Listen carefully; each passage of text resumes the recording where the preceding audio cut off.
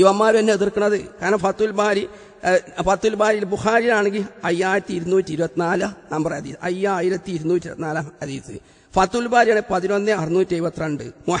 മുഹല്ലിബ് എന്ന പണ്ഡിതനെ പറഞ്ഞാണ് ഫത്തുൽ ബാരി ഉദ്ധരിച്ചിട്ട് ഇങ്ങനെ നിർഭയത്വമൊക്കെ ഉണ്ട്. ഇങ്ങനെയൊക്കെ ആണെങ്കിൽ സ്ത്രീകളെ വാഹനപ്പുറത്ത് പിന്നെ ഇനി ഞാനത് ഫത്ത് പറഞ്ഞിട്ടുള്ളല്ലോ. ഇത് പ്രായോഗികമാക്കണ ആരാ കൂട്ടരെ? എന്റെ ജമീല ടീച്ചർക്ക് വിളിച്ച് ചോദിച്ചു നോക്കി നിങ്ങൾ. ഞാനാണ് എപ്പോഴെങ്കിലും ഇത് പ്രായോഗികമാക്കിയിട്ടുണ്ട്? ഏതെങ്കിലും പെണ്ണിനെ ബൈക്ക് കയറ്റിങ്ങാണ് എനിക്ക് ബൈക്കുണ്ടോ? പക്ഷെ ഇതൊക്കെ നിരന്തരമായി പ്രായോഗികമാക്കുന്നതാരാണ്? ബൈക്ക് പോണുള്ളേ 3 മണിക്ക് ഒരു പെണ്ണിന്റെ വീട്ടിൽ പോയിങ്ങാണ്ടേ, ഞാനതൊന്നും വിശദീകരിക്കണില്ല. 3 മണിക്ക് ഒരൊറ്റക്കൊരു ചങ്ങായി ഒരു പെണ്ണിന്റെ വീട്ടിൽ പോകലോ ബൈക്കുമ്പോൾ പോകലോ ഏറ്റവും അപകടം ഉണ്ടാകുക.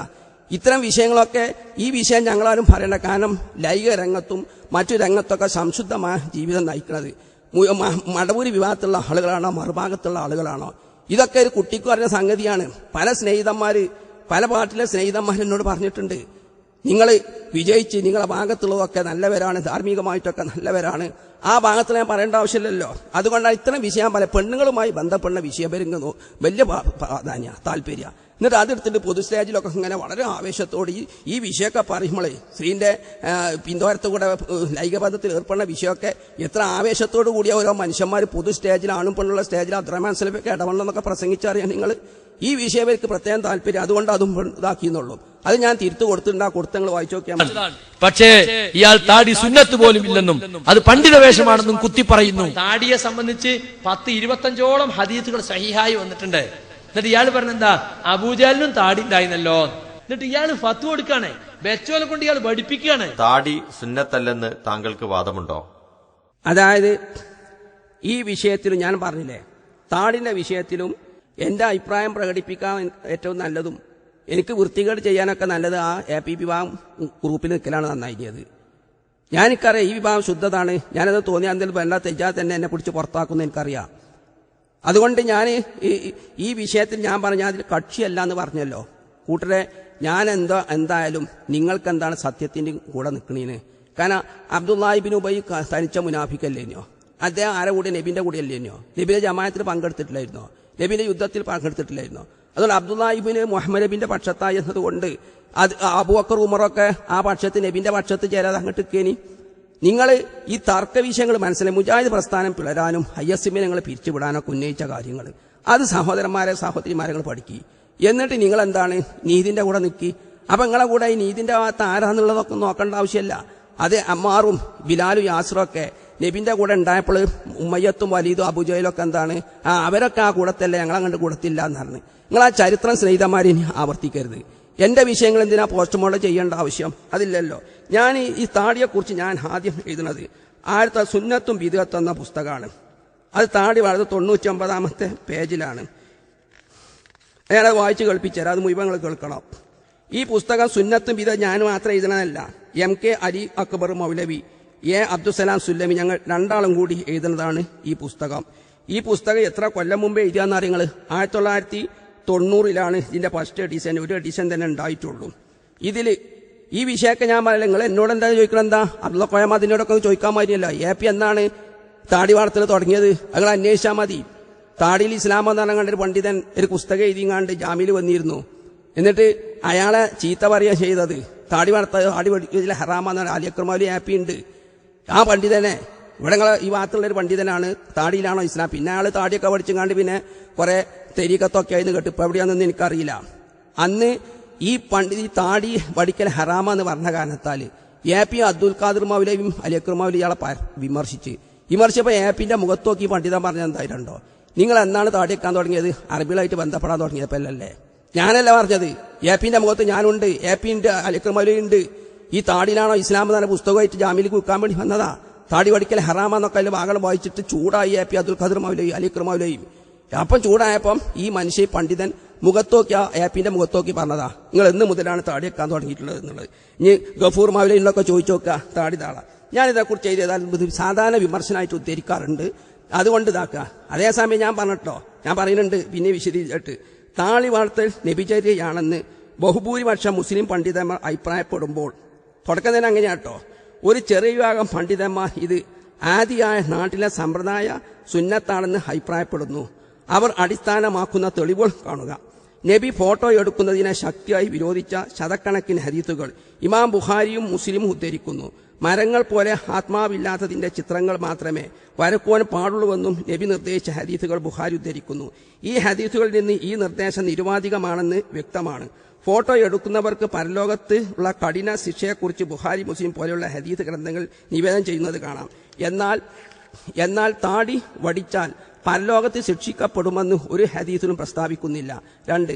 താടി വളർത്തുവാൻ നബി നിർദ്ദേശിച്ച ഹദീസിൽ തന്നെ നിങ്ങൾ മുശ്രിക്കുകൾക്ക് എതിരാവുക, നിങ്ങൾ ജൂത ക്രിസ്ത്യാനികൾക്ക് എതിരാവുക എന്നെല്ലാം നബി പ്രസ്താവിക്കുന്നത് കാണാം.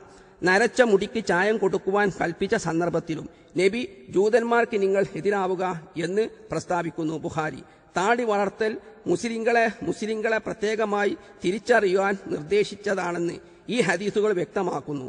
തായുടെ പേരിൽ വിമർശിക്കുകയാണെങ്കിൽ എന്തുകൊണ്ട് നരച്ച മുടിക്ക് ചായം കൊടുക്കാത്തതിന്റെ പേരിൽ വിമർശിക്കുന്നില്ല? 3. താടി വടിച്ചാൽ പരലോകത്ത് ശിക്ഷിക്കപ്പെടുമെന്ന് ഹദീസിൽ പ്രസ്താവിക്കാത്തത് പോലെ തന്നെ സ്ഥിരപ്പെട്ട ഒരു ഹദീസിലും താടി വളർത്തിയാൽ പരലോകത്ത് ലഭിക്കുന്ന പുണ്യത്തെക്കുറിച്ച് പ്രസ്താവിക്കുന്നുമില്ല. ചെറിയ സുന്നത്തിന് പോലും വലിയ പ്രതിഫലം പറയുന്ന രീതി ഹദീസുകളിൽ ദർശിക്കാവുന്നതാണ്. ഇമാം മുഹമ്മദ് അബ്ദും ഇമാം റഷീദ് റിളയും ഈ വിഷയത്തെക്കുറിച്ച് ദീർഘമായി ചർച്ച ചെയ്യുന്നു. അതിന്റെ ആരംഭം ഇപ്രകാരം, അറബി മൂല്യം കൊടുത്തിട്ടുണ്ട്, വായിക്കാൻ നേരല്ല. ഇതും ഇതുപോലെയുള്ള വിഷയങ്ങളും പരിഭാഷ വായിക്കാം. പരിഭാഷയാണ് വായിക്കുന്നത് മജലത്തുൽ മനാൽ വന്ന.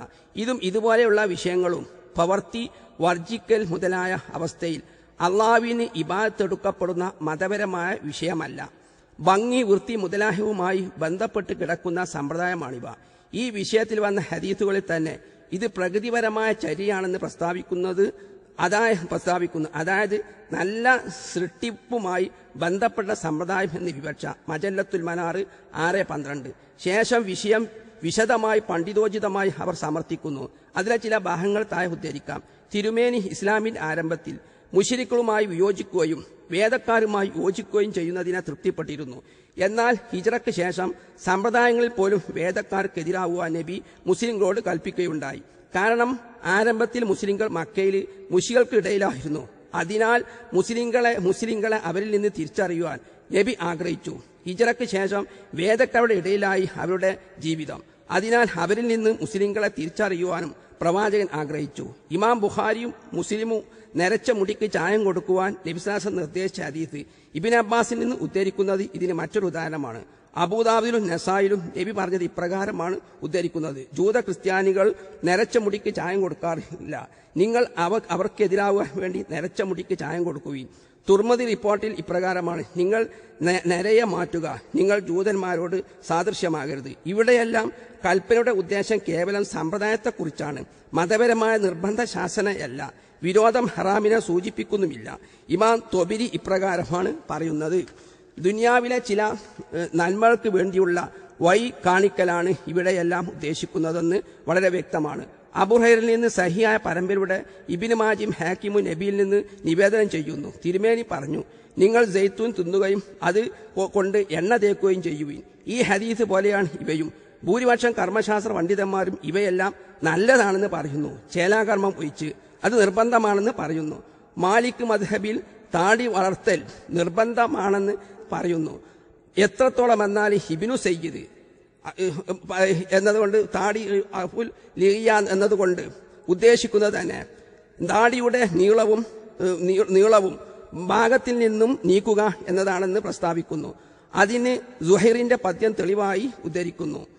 ഈ വിഷയത്തിൽ മതപരമല്ലാത്തത് കൊണ്ട് തന്നെയാണ് താടി വളർത്താൻ നബി നിർദ്ദേശിച്ച രൂപത്തിലും ശൈലിയും നരച്ച മുടിക്ക് ചായം കൊടുക്കുവാൻ നബി നിർദ്ദേശിച്ചിട്ടും മുസ്ലിങ്ങൾ അതിന് പരിഹരിക്കാതെ പോകുന്നത്. മജല്ലത്തുൽ മനാർ 6-22. 4. താടി വളർത്തുവാൻ പറഞ്ഞതുപോലെ ഹദീസിൽ കക്ഷത്തിലെ മുടി പറിക്കുവാൻ നിർദ്ദേശിക്കുന്നു ബുഖാരി.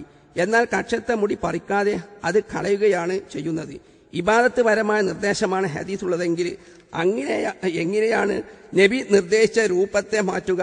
ഓരോ മുടിയും പറിക്കു തന്നെ വേണ്ടി വരുമല്ലോ. 5.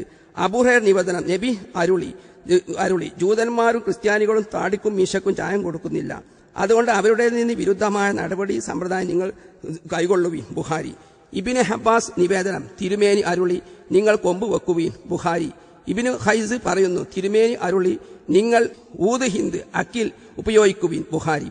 ഈ നിർദ്ദേശങ്ങൾ ഒന്നും തന്നെ മതത്തിലെ ശാശ്വതങ്ങളായ നിർബന്ധ സംഗതികളാണെന്ന് ആരും പ്രസ്താവിക്കുന്നില്ല. താടി വളർത്തൽ സമ്പ്രദായം മാത്രമാണെന്നതിലേക്ക് ന്യൂനപക്ഷ അവലംബമാക്കാറുള്ള അവരുടെ രേഖയാണ് നാം ഇത്രയും പേര് ചെഞ്ഞു വായിക്കണ കേൾക്കട്ടോ. സുന്നത്താണെന്ന അഭിപ്രായത്തിനും പിമ്പലം കാണുന്നു. ഇത്ര എഴുതിയിട്ടുണ്ട്. അതുപോലെ സലാം സുല്ലമി ഒരുപാട് ഹദീസുകളെ നിഷേധിച്ചിട്ടുണ്ട്. ഇയാൾ പറയാണ് സിറാത്ത് പാലയില്ല. സുറാത്ത് പാലം താങ്കൾ നിഷേധിക്കുന്നുണ്ടോ എന്ന് പറഞ്ഞാൽ ഈ വിഷയവും ഈ പിളർപ്പിന്റെ ശേഷം ഞാൻ ഈ വിഷയത്തിലൊന്നും ഒരു പുതിയ അഭിപ്രായം പ്രകടിപ്പിച്ചില്ല. ഇവരെന്നെ ഹദീസ് പണ്ഡിതനായി കൊണ്ടു നടന്ന കാലത്തെ ഈ വിഷയത്തിലൊക്കെ എന്തെങ്കിലും അഭിപ്രായങ്ങൾ പ്രകടിപ്പിച്ചിട്ടുള്ളൂ. അതായത് ഞാൻ മുമ്പ് തന്നെ എഴുതിയിട്ടുള്ളത് എൻ്റെ അഭിപ്രായത്തിൽ ഖുർആൻ, ഞാൻ ബുഖാരിന്റെ പരിഭാഷയാണല്ലോ ഇതൊക്കെ എഴുതിയുള്ളത്, അതൊക്കെ ഈ ഭിന്നതക്ക് മുമ്പുണ്ടായിട്ടുള്ളതാണ്. എനിക്ക് പറയാനുള്ള ഈ വിഷയത്തിൽ ഇതാണ്. അതായത് ഈ ഖുർആൻ വളരെ വ്യക്തമായി പറഞ്ഞു, ഈ വസീഖല്ലദീന കഫറു ഇല ജഹന്നമ സുമറ, സത്യനിഷേധികളെ നരകത്തിലേക്ക് സംഘമായി കൊണ്ടുപോകണം. വസീഖല്ലദീന തഖൗ റബ്ബു ഇലൽ ജന്നത്തി സുമറ, മുത്തക്കിങ്ങളെ വേറെ അണിയായിട്ട് മുത്തക്കിങ്ങളെ അങ്ങോട്ടും നയിച്ചുകൊണ്ടിരും ഇങ്ങോട്ടും നയിച്ചുകൊണ്ടിരാണ്. പിന്നെ ഖുദൂഫ ഉല്ലു സുമ്മൽ ജഹീമ സൊല്ലു, മലക്കോട് പറയാ ജങ്ങൽ ബന്ധിപ്പിച്ചുങ്ങാണ്ട് നരകത്തിലിടാൻ വേണ്ടി പറയുകയാണ്. ഈ ആയത്തിനൊന്നും എതിരാവാത്ത നിലക്ക് പാലത്തിന്റെ ഹദീസിനെ വ്യാഖ്യാനിക്കണം ഞാൻ പറഞ്ഞിട്ടുള്ളൂ.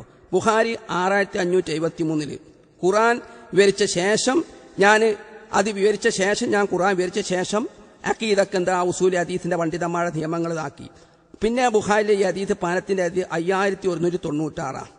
അതായത് ഈ ഹദീസ് പാലം ഇല്ല എന്ന ഹദീസ് വ്യക്തമാക്കുക. അതായത് ഒരു ഹദീസ്, ആ ഹദീസ് പല നബി നരകത്തിന്റെ കവാടത്തിൽ നിന്ന. അപ്പൊ നരകത്തിലധികം ഈ അഹങ്കാരികൾ മുതലാളിമാരുമാണ്. പിന്നെ സ്വർഗത്തിന്റെ കവാടത്തിൽ നിന്നപ്പോൾ സ്വർഗത്തിലേക്ക് അങ്ങോട്ട് പറയാം. രണ്ടു കൂട്ടർ പാലത്തുമ്പോൾ നടന്നു പോകുമ്പോൾ വീഴാന്നല്ല. ഖുറാമനല്ലഹാ സബത്തു അബുവാബി, നരകത്തിന് 7 വാതിലുണ്ട്. ആ വാതിലൂടെ കടക്കി ഓരോരുത്തരും പാപ്പികൾ ഓരോ വാതിലൂടെ കടത്താണ്. അപ്പം ഈ ആയത്ത് ഈ ഹദീസിൽ പാലം, ഈ ഹദീസ് പ്രകാരം എന്താണ് പാലം ഇല്ല എന്നാണ് വ്യക്തമാണെന്ന് എഴുതി. അത് ഞാൻ പറഞ്ഞത് അതുകൊണ്ട് പാലത്തെ ഞാൻ നിഷേധിച്ചെന്നല്ല. പാലത്തെ ഞാൻ അടുത്ത ആയത്ത്, അതായത് 804 ആയത്ത് ഇവർ 804 ഹദീസ് ഇവർ കണ്ടോ? ആ ഹദീസ് പാലത്തിന്റെ ദീർഘ ഹദീസാ. ഞാനത് അംഗീകരിക്കുക മാത്രമല്ല, ഞാൻ ആ ഹദീസിന് മതവിധി വരെ പിടിച്ചെടുത്തില്ല കൂട്ടരെ. ഞാൻ പറഞ്ഞ സുജൂദിന്റെ ശ്രേഷ്ഠത ഈ ഹദീസിന് വ്യക്തമാക്കാൻ ഇതായി. കാരണം നരകം, ആ പാലത്തിന്റെ ഹദീസ് തന്നെ, നരകം മനുഷ്യ ശരീരം മുഴുവൻ തിന്നും, സുജൂദിന്റെ സ്ഥാനത്തേക്ക് നരകം വരൂല എന്ന് പറയുന്നത് പാലത്തിന്റെ അതുകൊണ്ട് ഹദീസാ. ഞാനത് അതിനെ ഒന്നായിട്ട് എതിർക്കുകയാണ്. പിന്നെ സുജൂദിന്റെ ശ്രേഷ്ഠത ഈ ഹദീസിന് മനസ്സിലാക്കാൻ എഴുതുക. ബുഖാരി വാള്യം 1 വാള്യം 479. പിന്നെ ഈ വിഷയത്തിൽ ഇസ്ലാം വിശ്വാസ ദർശനം, അത് എത്രയോ മുമ്പ് ഇറക്കിയതാണ്, യുവത ഇറക്കിയ ഇസ്ലാം വിശ്വാസ ദർശനം. അതിൽ KP മുഹമ്മദ് മൗലവി, AP അബ്ദുൽ ഖാദർ മൗലവി, പിന്നെ അബ്ദുൾ റസാഖ് മൗലവി, ഇബ്രാഹിം മൗലവി, സുഹൈർ ചുങ്കത്തറ, കുഞ്ഞീത്ത് മദനി, ഇവരൊക്കെ എഡിറ്റോർ ബോർഡിലുള്ളതാണ് ഇസ്ലാമിക വിശ്വാസ ദർശനം കേട്ടോ. അതിൽ എഴുതിയ അഭിപ്രായം തന്നെ എനിക്കുള്ളൂ. അതിൽ ഏടുകൾ, തുലാസുകൾ, സിറാത്ത്, പേജ് 1366, യുവതന്റെ 1 വാള്യം. അതിൽ പല ആയത്തുകൾ ഉദ്ധരി 1982 ആയത്ത്, 1429 ആയത്ത്, 1965 ആയത്തൊക്കെ ഉദ്ധരിച്ചിട്ട് ആ ആയത്തിന് എതിരാവാൻ പാടില്ല എന്ന് പറഞ്ഞിട്ടുണ്ട്. ആ വിശ്വാസ ദർശനത്തിൽ പറഞ്ഞത് തന്നെയാണ്. അത് നിങ്ങൾ ഈ വിശ്വാസ ദർശനത്തിലെ ഒരു ഭാഗം നിങ്ങൾ പൊളിച്ചാൻ വേണ്ടി, പ്രസ്ഥാനത്തെ പൊളിച്ചാൻ വേണ്ടി ഉദ്ധരിച്ചല്ലോ. എംഎംഅക്ബർ എഴുതിയ ആ ആകാശത്തിലെ മൂലയിൽ സ്വേച്ഛാധിപതി ഇരിക്കണ ഇതില്ല എന്തുകൊണ്ട് അതേ പുസ്തകത്തിൽ അതേ വാളത്തിലുള്ളതാണല്ലോ സിറാത്ത് പാലത്തെ കുറിച്ച് എഴുതിയതും. അതെന്തേ നിങ്ങൾ വിമർശന വിധേയമാക്കാതിരുന്നത്? അപ്പൊ ഞാൻ അത്രേ പറഞ്ഞിട്ടുള്ളൂ. ഞാൻ ആ പലത്ത് ആ ഹദീസിനെ അംഗീകരിച്ചു. ചില സ്ഥലത്ത് ഞാൻ പറഞ്ഞിങ്ങനെ എഴുതിയിട്ടുണ്ട്, ഇതിനെ ഖുർആന്റെ തത്വത്തിന് മഹത്ത അല്ല, മുത്തഖീങ്ങളെ വേറെയായിട്ടും സ്വർഗത്തുക്കും കാഫിരിങ്ങളെ നരകത്തേക്ക് വേറെയായിട്ടും പലക്കോട് ചെങ്ങലമേ പിടിപ്പിക്കാനും, ഇങ്ങനെ ഖുർആൻ നസ്സിൽ എത്ര ആയത്താണ് ഖുർആനിലുള്ളതുണ്ടോ. അപ്പം ആ ഹദീസിനെ നമ്മൾ എന്ത് ചെയ്യണം? ഖുർആന്റെ തത്വത്തിന് എതിരാവാതെ വ്യാഖ്യാനിക്കണമുള്ളൂ. ഞാൻ 804 ആയത്ത് നിങ്ങൾ എടുത്തു നോക്കിയാൽ മതി, പരിഭാഷ എടുത്തു നോക്കിയാൽ മതി. അതിൽ ഞാൻ ഹദീസിനെ അംഗീകരിക്കുക മാത്രമല്ല, ഹദീസിന് വിധി വരെ പിടിച്ചെടുത്തിട്ടുണ്ട്. അമുസ്ലിങ്ങളെ വിവാഹം കഴിക്കാമെന്ന് താങ്കൾ ഫത്വ നൽകിയിട്ടുണ്ടോ? അതായത് ഞാൻ മുസ്ലിമാണ്, പിന്നെ ഞാൻ ഖുർആൻ നിഷേധിയാന്ന് വരെ അവർ എന്നെ കുറിച്ച് പറഞ്ഞില്ല. ഇനി അത് ആ വിമർശനമായിരിക്കും. അങ്ങനെ പരിശുദ്ധ ഖുർആൻ തന്നെ വളരെ വ്യക്തമായി പറഞ്ഞതാണ്, ബഹുദൈവ വിശ്വാസികൾ മുസ്ലിങ്ങളാവുന്നത് വരെ നിങ്ങൾ അവരെ കല്യാണം കഴിക്കാൻ പാടില്ല എന്ന് പറഞ്ഞ്. പിന്നെ ഇസ്ലാം മത മുസ്ലിങ്ങളുമായുള്ള വിവാഹബന്ധം വിരോധിച്ചപ്പോൾ അള്ളാഹ് പറഞ്ഞ് നിങ്ങളെ കസ്റ്റഡിയിലുള്ള ആ മുസ്ലിം സ്ത്രീകളെ നിങ്ങൾ വരെ ഒഴിവാക്കണമെന്ന് ഖുർആൻ വ്യക്തമായി പറഞ്ഞിട്ടുള്ളതാണ്. അപ്പം ഇതൊക്കെ വളരെ താഴ്ന്ന വിമർശനങ്ങളാണ്. ഈ വിമർശനം ആദ്യം ഉന്നയിച്ചതാരാ നിങ്ങൾ അറിയണം. സുബൈർ മാങ്കട ഇടണ വെച്ചിട്ടാണ് ഉദ്ധരിച്ചുള്ളത്. ആ സുബൈർ മാങ്കട ഇപ്പോൾ എവിടെയാണെന്നുള്ളത് അന്വേഷിക്കുക. അതുപോലെ തന്നെ സുബൈർ മങ്കട ഇപ്പോൾ എന്നെക്കുറിച്ച് പറയുന്ന അഭിപ്രായം എന്താണെന്ന് അന്വേഷിക്കുക. യഥാർത്ഥത്തിൽ ഹദീസ് നിഷേധമെന്നാൽ എന്താണെന്ന് ഒന്ന് വിശദീകരിക്കാമോ? അതാണ് സ്നേഹിതന്മാരെന്ന് കാര്യമായി ശ്രദ്ധിക്കേണ്ടത്. ഇത് ഞാനുമായി ബന്ധപ്പെട്ട ഒരു വിഷയം മാത്രമല്ല. കാരണം മടവൂർ വിഭാഗം പൊതുവെ ഹദീസ് നിഷേധികളാണെന്നാണ് ഇവർ പറഞ്ഞ് പ്രചരിപ്പിക്കുന്നത്. അതായത് ഹദീസ് നിഷേധം എന്താണെന്നത് ഇവർ ഇതുവരെ നിർവചനം തന്നെ നൽകിയിട്ടില്ല. കാരണം ഒരു പണ്ഡിതന്റെ ഹദീസ് പണ്ഡിതൻ സഹിയാക്കി ഹദീസ് ലൈഫാക്കിയത് സഹിയാക്കി, ഇതുകൊണ്ട് ഹദീസ് നിഷേധാവില്ല കൂട്ടരെ. അങ്ങനെയാണ് ഇമാം ബുഖാരി ആയിരിക്കും 1-ാം നമ്പർ ഹദീസ് നിഷേധി. കാരണം ഇമാം ബുഖാരി, മുസ്ലിം, അബൂദാവൂദ്, തുർമദി ഇവരൊക്കെ ഉദ്ധരിച്ച ധാരാളം ഹദീസുകളെ ദുർബലമാക്കിയിട്ടുണ്ട്. അതുപോലെ മുസ്ലിം മറ്റുള്ളവർ ഉദ്ധരിച്ചതാക്കുന്നുണ്ട്. അബൂദാവൂദ്, തുർമദി ഇവരൊക്കെ മറ്റുള്ളവർ സഹിയാക്കി ഹദീസ് ഉദ്ധരിച്ചിട്ടുണ്ട്. ഹദീസിന്റെ ഹെഡ് സ്ഥാനത്ത് അൽബാനി ആയിരിക്കും. കാരണം അൽബാനി തുർമദിക്കൊരു ഷറഹുണ്ട്, തൈലീഖുണ്ട്. അതിൽ തുർമദി സഹിയാക്കി എത്ര ഹദീസിനെ 100 കണക്കിന് ഹദീസിനാണ് ഈ മനുഷ്യൻ ലൈഫ എന്ന് പറയുന്നത്. ഇബ്നു മാജക്കൊരു ഷറഹ് തൈലീഖ് അൽബാനിക്കുണ്ട്. ഇബ്നു മാജ പ്രയാസപ്പെട്ട് സഹിയാക്കി എത്ര ഹദീസിനാണ് അൽബാനി ഇതാക്കുന്നത്. അതുപോലെ നസായിക്കൊരു തൈലീഖ് അൽബാനിക്കുണ്ട്. നസായി സഹിയാക്കിയ 100 കണക്കിന് ഹദീസാണ് അൽബാനി ലൈഫാക്കുന്നത്. അതുകൊണ്ട് ഒരു പണ്ഡിതൻ സഹിയാക്കിയ ഹദീസിനെ ഒരു പണ്ഡിതന്റെ വീക്ഷണത്തിൽ വ്യവസ്ഥ യോജിച്ചില്ലെങ്കിൽ ലൈഫ എന്ന് പറഞ്ഞ ഹദീസ് നിഷേധിയാണെങ്കിൽ ഞാനൊന്ന് ഓടിച്ചു പോകുന്ന ചില വിഷയങ്ങൾ. അതായത് മഴ പെയ്ത സന്ദർഭത്തിൽ പള്ളിയിൽ വെച്ച് നബി ഒരിക്കൽ നിസ്കരിച്ചു എന്നാ. ഈ നമസ്കാരം AP ചോദ്യോത്തരത്തിൽ പറഞ്ഞ ദുർബലാണ് എന്നാ. അതേസമയത്ത് ഇവരുടെ തന്നെ കർമ്മശാസ്ത്രം 7-ാം ക്ലാസ്സിൽ സഹിയാക്കിയിട്ടുണ്ട്. അപ്പം നബി മഴ ഉണ്ടായപ്പോൾ പള്ളിയിൽ വെച്ച് നിസ്കരിച്ചെന്ന ഹദീസ് സഹിയാണെന്ന് ഇവരെ വിദ്യാഭ്യാസ ബോർഡ് ഇറക്കിയ കർമ്മപാഠം 7-ാം ക്ലാസ്സിൽ സഹിയാക്കുക. AP അബ്ദുൽ ഖാദർ ചോദ്യത്തിൽ ലൈഫാക്കുക. ഇവിടെ ആരാണ് ഹദീസ് നിഷേധി വ്യക്തമാക്കണം. വളകൾക്ക് സക്കാത്ത് നൽകുവാൻ പറഞ്ഞ ഹദീസുകൾ AP അബ്ദുൽ ഖാദർ മൗലവി അൽമനാൽ ചോദ്യത്തിൽ വരെ ഇവരെന്ത് ചെയ്ത് AP അബ്ദുൽ ഖാദർ മൗലവി വളക്ക് സക്കാത്ത് കൊടുക്കാൻ പറഞ്ഞ ഹദീസൊക്കെ ദുർബലാണെന്ന് എഴുതിവിട്ട് കൂട്ടാളി ആരാണ് യൂസുഫുൽ കർലാവിയ ഇതാക്കിയിട്ട്. അതേസമയത്ത് ഇമാം നബവി, ഇബ്നു ഹജർ, അൽബാനി, ഇബ്നു ബാസ് പൂർവിക സർവ്വ മുജാഹിദ് പണ്ഡിതന്മാരും ഈ ഹദീസ് വളക്ക് സക്കാത്ത് കൊടുക്കണം പറഞ്ഞ ഹദീസ് സഹിയാന്ന് പറയുന്നത്. അതുപോലെ ആർത്തവാരിക്ക് തവാഫ് ചെയ്യാമെന്ന് AP അബ്ദുൽ ഖാദർ മൗലവി ചോദ്യോത്തരത്തിൽ എഴുതുക.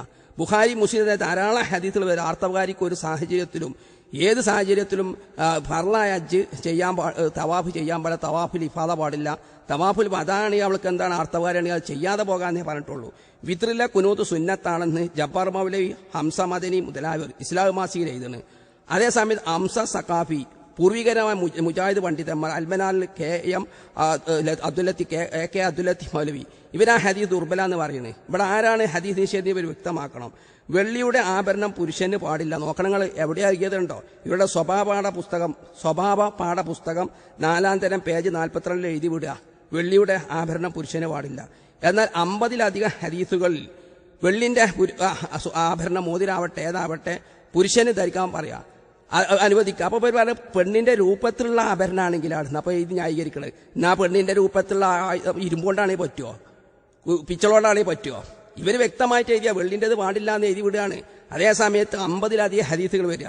നബവി എത്രത്തോളം പറയാം, വഖദ് അജ്മഅൽ മുസ്ലിമൂന അലാ ജവാസി ഖാതമിൽ ഫില്ലത്തി ലിർറിജാലി ശറഹ് മുസ്ലിം 35 ഇജ്മാ വരെ ഉണ്ടെന്നാ വെള്ളിന്റെ മോതിരം പുരുഷന്മാർക്ക് ധരിക്കാം. ഇവിടെ ആരാണ് ഹദീസ് നിഷേധങ്ങൾ വ്യക്തമാക്കുക? മയ്യത്ത് നമസ്കാരത്തിൽ 4-ാം തക്ബീറിന് ശേഷം പ്രാർത്ഥിക്കണമെന്നില്ല. ഇസ്ലാമിക കർമ്മശാസ്ത്ര പാഠങ്ങൾ 2-ാം ഭാഗം 67. എന്നാൽ ധാരാളം ഹദീസ് കാണാൻ 4-ാമത്തെ തക്ബീറിന് ശേഷവും മുഹമ്മദ് നബി ദീർഘമായി പ്രാർത്ഥിച്ചിരുന്നു. ഞാൻ പുലർത്തിപ്പോന്നത് അങ്ങനെ തന്നെ. ഇവിടെ ആരാണ് ഹദീസ് നിഷേധി? അതുപോലെ 5 നേരം നമസ്കാരത്തിൽ സലാം വിട്ടുമ്പോൾ ബറക്കാത്തുന്ന് ചൊല്ലാന്ന 6-ാം തരം പേജ് 71 മുജാഹിദുകൾ വർജിച്ച് ബറക്കാത്തുന്നില്ല. നമ്മൾ 5 നേരം നിൽക്കുക അസ്സലാമു അലൈക്കും വറഹ്മത്തുള്ളാഹി എന്നാണ്. ഇമാം നബവിയും അത് പാടില്ല എന്ന് പറഞ്ഞു. ഇവിടെ ആരാ നിഷേധി? വജ്ജത്തു സുന്നത്തിൽ മാത്രമാണ് വജ്ജത്തു നബി ചൊല്ലിയത്, ഫർളിൽ ചൊല്ലിയിട്ടില്ല. ഫർളിൽ നബി ചൊല്ലിയിട്ടില്ല വജ്ജത്തു. 6-ാം തരം പേജ് 54. എന്നാൽ ഇബ്നു ഹുസൈമയുടെ ഹദീസിൽ ഫി സലാത്തിൽ മക്തൂബ എന്ന് തന്നെ എഴുതുന്നത്. ഇബ്നു ബാസ് ആ ഹദീസ് സഹിയാക്കുക. ആരാണ് ഹദീസ് നസരി? അതുപോലെ തന്നെ ഈസാ നബി മരിച്ചു വരികയില്ല, ഇപ്രകാരം വിശ്വസിക്കാം. Al Manar 1955 July page 20. ധാരാളം ഹദീസുകൾ ഇവിടെ ഉദ്ധരിക്കുകയാണ് ഈസാ നബി വരുന്നുള്ളത്. അപ്പം അക്കാലത്ത് മുജാഹിദ് പണ്ഡിത ഹദീസ് നിഷേധിയായിരുന്നോ? 2-ാം ഖുതുബ ജമാഅത്ത് പാടില്ല.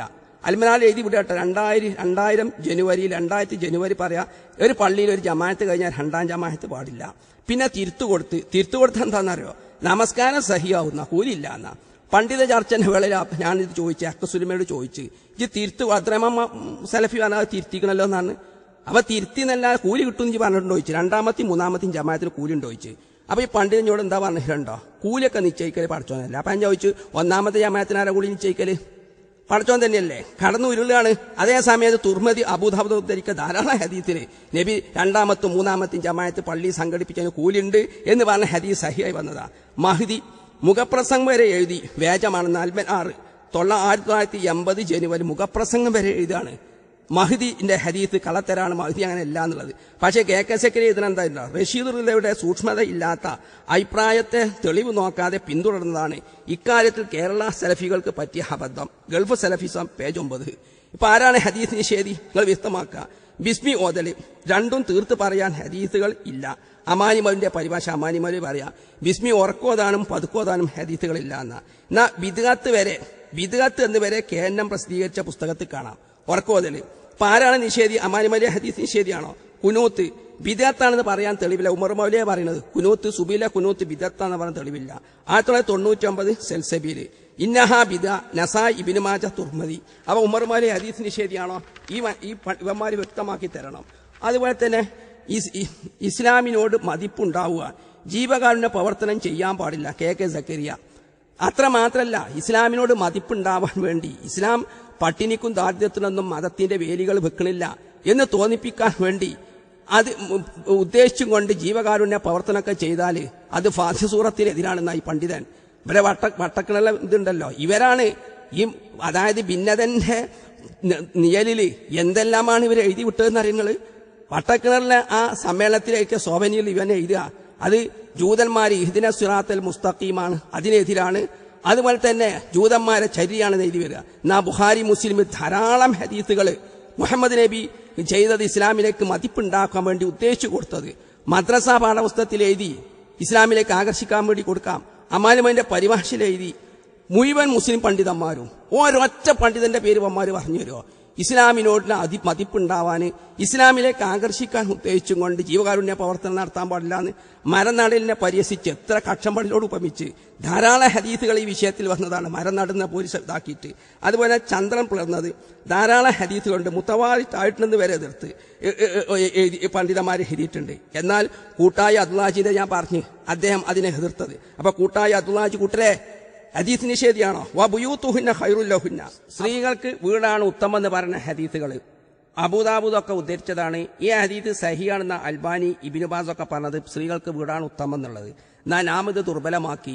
ഈ കാരണത്താൽ മുജാഹിദ് പ്രസ്ഥാനം ഹദീസ് നിഷേധിയാവ് കൂട്ടരെ അൽബാനി സഹി ഇബ്നു ബാസും അറബികളൊക്കെ സഹിയാക്കി ഹദീസ് ദുർബലപ്പെടുത്തിക്കൊണ്ട് ഇമാം നബവിയെ സംബന്ധിച്ച് ഇബ്നു ഹജർ സ്ഥലത്ത് എഴുതി നോക്കുക. ജാഅത്ത് ഇംറത്തുൻ വഖാഫി റിവായത്തി ഷാഫി മിൻ സുഫിയാൻ ഇബ്നു ഉയൈന അൻ ഇഷാം ഹദൽ ഹദീസി അന്ന അസ്മാഹിയ സായിലത്തു, ഈ ചോദിച്ച ആള് അസ്മ തന്നെയാണെന്ന് ഹദീസ് വന്നിട്ടുണ്ട്. അറബൻ നബവി, നബവി ഇതിനെ അപൂർവമായിട്ട് കണ്ട് എന്നിട്ട് ആദിഹി റിവായത്ത ബിലാ ദലീലിന, നബവിനെ കുറിച്ച് ഇബ്നു ഹജർ പറയാ യാതൊരു തെളിവില്ലാതെയാണ് നബവി ഹദീസ് ദഈഫാക്കിയത്. നബവിനെ കുറിച്ച് ഇബ്നു ഹജർ പറയാ ഫത്തുൽ ബാരി 1/395. അപ്പം നബവി ഹദീസ് നിഷേധിയാണോ? മുസ്റ്റി ചുരുട്ടി എഴുന്നേൽക്കണം. KK സക്കരിയ പറയാ അതാണ് നബിചര്യ എന്ന. AP പരിഹസിച്ചിട്ടല്ല. ഇവിടെ AP ആണോ ഹദീസ് നിഷേധി? KK സക്കരിയാണോ? വിരൽ ചലിപ്പിക്കൽ സുന്നത്ത് KK സക്കരിയുടെ കൂട്ടരും അൽമനാറിൽ എല്ലാം ദുർബലമാണെന്ന് എഴുതി വിട്ട് വിരൽ ചലിപ്പിക്കൽ. ഇപ്പൊ ഇവിടെ ആരാണ് ഹദീസ് നിഷേധി? ഇനി ഈത്തിദാല് കൈകെട്ടണം. അൽബാനി ഇബ്നു ബാസൊക്കെ ഈത്തിദാല് കൈകെട്ടണം. ഇബ്നു ബാസ് അതാ നബിചര്യ പറയുന്നതെന്ന. എന്നാൽ അൽബാനിയാണ് വിദഗ്ധാന്ന് വരെ പറയാം അൽബാനി. അവിടെ അൽബാനിയാണോ ഹദീസ് നിഷേധി? ഇബ്നു ബാസാണ് ഹദീസ് നിഷേധി. ആയത്ത് ഉണ്ടാക്കി, അത് ഞാൻ വിശദീകരിക്കില്ല. ഇവരെ ഹദീസ് ആയത്ത് തന്നെ ഉണ്ടാക്കുകയാണ്. അവൻ അതുപോലെ തന്നെ മറ്റൊരു സംഭവം, അതായത് ഷവ്വാല് 6 നോമ്പിനെ കുറിച്ച് അതുപോലെ വിശദീകരിക്കേണ്ടതാണ്. ഷവ്വാൽ 6 നോമ്പിനെ കുറിച്ച് KP മുഹമ്മദ് മൗലിന്റെ കാലത്ത് ജമിയത്ത് യോഗം സംഘടിപ്പിച്ച് അതിൽ അബ്ദുറഹ്മാൻ സലഫി മുസ്ലിമിൽ വളരെയധികം തരം താഴ്ന്ന മുസ്ലിം റാവികൾ വളരെ താഴ്ന്ന വ്യക്തികൾ നിന്ന് ഹദീസ് ഉദ്ധരിച്ചതുണ്ട് എന്നാണ്. കിതാബെടുത്ത് അബ്ദുറഹ്മാൻ സലഫി വായിച്ചു. സഹീഹ് മുസ്ലിമിൽ വളരെയധികം ദുർബലമായ ഹദീസുകൾ വന്നിട്ടുണ്ട് എന്ന് പറഞ്ഞ്. അപ്പൊ AP അബ്ദുൽ ഖാദർ മൗലവി അങ്ങനെയൊന്നുമില്ല കേട്ടോ എന്ന് മാത്രം പറയുകയാണ് ചെയ്തിട്ടുള്ളത്. ഇതാ പിന്നെ ഏതെങ്കിലും 6 ദിവസം നോറ്റാൽ മതി, തുടർച്ചയായി നോറ്റാണെന്നില്ല. 4ാം ക്ലാസ് പാഠപുസ്തകം. അപ്പൊ അതും എന്നെ ഹദീസ് നിഷേധിയാക്കാറുണ്ട്. അതിനുകൊണ്ട് ആ വിഷയം ഇവിടെ ഉദ്ധരിച്ചെന്നുള്ളൂ. ഇത്തിക്കാവ് 3 പള്ളിയിൽ മാത്രമേ KK സക്കരിയ 3 പള്ളിയിൽ മാത്രമാണ് ഇത്തിക്കാഫ് ഉള്ളൂ എന്നാ. എന്നാൽ ഖുറാനും പറഞ്ഞ് എത്രയോ ഹദീസിൽ വന്ന് ജമാഅത്ത് നടക്കാത്തതില്ല, ബാക്കിയൊക്കെ എന്താണ്, ബാക്കിയുള്ള പള്ളികളൊക്കെ ഇത്തിക്കാഫ് ഇരിക്കാണ്, ജമാഅത്തിൽ ഉള്ളതാവണമെന്നാണ്. പിന്നെ നബി പറഞ്ഞു ലിക്കുല്ലി ഷൈഇൻ ഇന്ന ലിക്കുല്ലി ഷൈഇൻ ഖൽബൻ വഇന്ന ഖൽബൽ ഖുർആനി യാസീൻ. എല്ലാറ്റിനും ഹൃദയമുണ്ട്, ഖുർആന്റെ ഹൃദയം യാസീനാണ്. തുർമദി അനസിൽ നിന്ന് ഉദ്ധരിച്ച അമാരി മൗലവിന്റെ പരിഭാഷയിൽ സ്ഥിരപ്പെടുത്തി. എന്നാൽ KKZK ദുർബലമാക്കി അൽമനാർ 204 ഡിസംബർ. അമാനിമലെ ഹദീസ് സഹിയാക്കുന്ന പരിഭാഷയിൽ KKZK ദുർബലപ്പെടുത്താണ്. ഇവിടെ ആരാണ് ഹദീസിനെ തീവന്മാർ വിശേഷിക്കുക? ഇനി അർത്ഥം കേട്ടോളൂ. മൻ അഫ്തറ യൗമമ്മി റമദാനമി വൈരി റുഖ്സത്തിൻ വലാ മാലിൻ ല യഖ്ലിയന്നു സൗമുദ്ദഹിരി കുല്ലിഹി വൈൻ സാമഹു. അതായത് അനാവശ്യമായ ഒരു നോമ്പ് ഒരുത്തം മുറിച്ചാലും കൊല്ലം മുഴുവൻ നോറ്റാലും സമാവുലാറിന്. ഈ ഹദീസ് ആരൊക്കെ ഉദ്ധരിച്ച് കേൾക്കാൻ അറിയും? ബുഖാരി തൈലീഖ് ഉദ്ധരിച്ച്, ഇബ്നു ഖുസൈമ ഉദ്ധരിച്ച്, നസായി ഉദ്ധരിച്ച്, തുർമദി ഉദ്ധരിച്ച്, ഇബ്നു മാജ ഉദ്ധരിച്ച്, വസഹഹു ഇബ്നു ഖുസൈമ, ഇബ്നു സൈമിയാക്കി, അബൂദാവൂദ് സഹിയാക്കി, അഹ്മദ് സഹിയാക്കി, ദാരിമി സഹിയാക്കി, മിഷ്കാത്തിനെ ഷറിദാക്കി. എന്നിട്ട് KKZK പറയുന്നത് ഈ ഹദീസ് ദഈഫാണ്. അൽമനാർ 204 ഡിസംബർ. അൽമനാർ 204 ഡിസംബർ പറയാണ് ഈ മഹാന്മാരൊക്കെ സഹിയാക്കിയ, ബുഖാരി തൈലീഖിൽ വരെ സഹിയാക്കിയ ഈ ഹദീസ് അനാവശ്യം. നമ്മളെ പണ്ഡിതന്മാര്, മുജാഹിദ് പണ്ഡിതന്മാർ അൽമനാറിന്റെ എത്ര കോപ്പി അങ്ങ് തരാം? എല്ലാ റംസാന്റെ മാസത്തെ അൽമനാറിറക്കിയ കോപ്പികൾ കാണാം. ഒരു അകാരണമായി റംസാനിലെ ഒരു നോമ്പ് നമ്മൾ മുറിച്ചു കഴിഞ്ഞാൽ രോഗമൊന്നുമില്ല, വെറുതെ മുറിച്ചു കഴിഞ്ഞാൽ പിന്നെ ഒരു കൊല്ലം നോറ്റിട്ട് അതിന് സമാവില്ല എന്ന് മുഹമ്മദ് നബി പറഞ്ഞ ഹദീസ് എല്ലാ പഴയ റംസാന്റെ കോപ്പി കാണാം. ഈ മഹാന്മാരൊക്കെ സഹിയാക്കുക. അതേമാതിരി സുല്ലമി എന്റെ ഗ്രന്ഥത്തിൽ ഇതാ, എന്റെ ഈ ഗ്രന്ഥത്തിൽ ഞാൻ അവിടെ കാണിച്ചത് ഇസ്ലാമിലാണ്. ഈ ഗ്രന്ഥത്തിൽ ഞാൻ സഹിയാക്കിയ 100 കണക്കിന് ഹദീസ് എന്താണ് ഈ KKZK ലൈഫാക്കിയിട്ടുണ്ട്. എന്റെ പുസ്തകത്തിൽ ഞാൻ സഹിയാക്കിയത്. അതുപോലെ ബുഖാരി മറ്റുള്ളവർ സഹിയാക്കിയ ധാരാളം ഹദീസുകൾ സഹി ബുഖാരിൽ ഉദ്ധരിച്ചിട്ടുണ്ട്. അതിന് ഞാൻ ചിലത് ബാബു ഉസ്ലി ദമി, അതുപോലെ തന്നെ ബാബു ഉസ്ലി ദമി, അതുപോലെ തന്നെ ബാബു മാ ദുക്കിറ ഫിൽ അസ്വാഖി, സഹി ബുഖാരി ഇങ്ങനെ അധ്യായം തന്നെ കാണാം. അങ്ങാടിയെ കുറിച്ച് വന്നത്. എന്നിട്ട് ബുഖാരി എന്ത് പറയാം? നബി അങ്ങാടിയിൽ നിന്ന് വരുന്നത് കണ്ടു 2 ഹദീസ് ഉദ്ധരിച്ച്. ഇങ്ങനെ എന്തേ ബുഖാരി ഉദ്ധരിക്കാം? കാനോ അഷാറ ഇലാ മാലം യസുബുത്ത് അലാ ഷർത്തിഹി മിൻ അന്നഹാ ഷർത്തുൽ ബുഖാരി വഹുവ സഹീഹ് അഖ്റജ അഹ്മദ് വസ്സാർ വസ്സാഹ ഹാകിം മിൻ ഹദീസ് ഗൈരി അന്ന അഹബ്ബുൽ ബുഖായി ഇലല്ലാഹി അൽ മസാജി വ അഫ്ളൽ ബുഖായി ഇലല്ലാഹി തലാഖ് വ ഇസ്നാദു ഹസൻ വഖറജ ഇബ്നു മാജ വൽ ഹാകിം ആൻ ഇബ്നു ഉമർ. അതായത് ബുഖാരി പറഞ്ഞത് നബി അങ്ങാടി ചീത്ത ആണെന്ന് പറഞ്ഞ ഹദീസൊക്കെ പോക്കാണെന്നാ. അതേസമയം അങ്ങാടിയാണ് ചീത്ത എന്നാണ് ഈ മഹാന്മാർ ഇവരൊക്കെ അഹമ്മദ് ഇവരൊക്കെ ഹദീസ് ഞാൻ പറഞ്ഞ ഒക്കെ ധരിച്ചിരിക്കണ്. എന്നാലും ബുഖാരി പറഞ്ഞ ഹദീസൊക്കെ പോക്കാണ്. അപ്പം ബുഖാരി 1 നമ്പർ ഹദീസ് നിഷേധി. ഇനി ബാബു ബൗലി സിബിയാനി, ആൺകുട്ടികളെ മൂത്രം എന്നാണ് അദ്ദേഹം കൊടുത്ത്. എന്തിനാ ബുഖാരി ഇങ്ങനെ ഉദ്ധരിച്ചത്? അതായത് ആൺകുട്ടിന്റെ മൂത്രമാണെങ്കിൽ അത് വെള്ളം കുറഞ്ഞാൽ പെൺകുട്ടിയാണ് കഴുകണം എന്നാ. ബുഖാരി പറഞ്ഞ ഹദീസൊക്കെ പോക്ക, ആൺകുട്ടി പെൺകുട്ടി വ്യത്യാസമല്ല എന്നാ. അപ്പൊ വഫിൽ ഫർഖി അഹാദീസ് ലൈസ അലാ ഷർത്തിൽ മുസന്നഫി വ അബൂദാവൂദ് അഹ്മദ് വ ഇസ്നാദു സഹീഹ് വ ഇബ്നു മാജ വ ഇബ്നു ഖുസൈമ.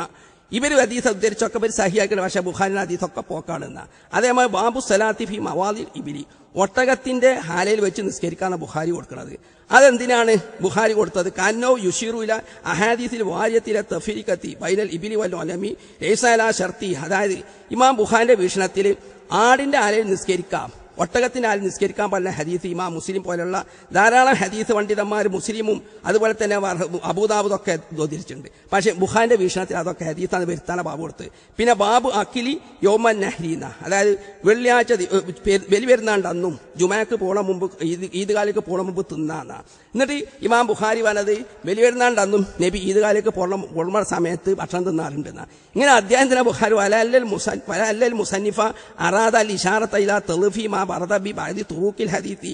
അതായത് ധാരാളം ഹദീസിൽ വന്ന് അബൂദാവൂദ് തുർമദി പോലെ ധാരാളം ഹദീസ് വന്നിക്കണ് ചെറിയ പെരുന്നാക്ക് പോകുമ്പോൾ തിന്നു പോകണം, വലിയനാക്ക് നാസ്തിയാക്കാതെ പോകണം. ബുഖാരി പറയുന്നത് അതൊക്കെ ലൈഫാണെന്നാണ്.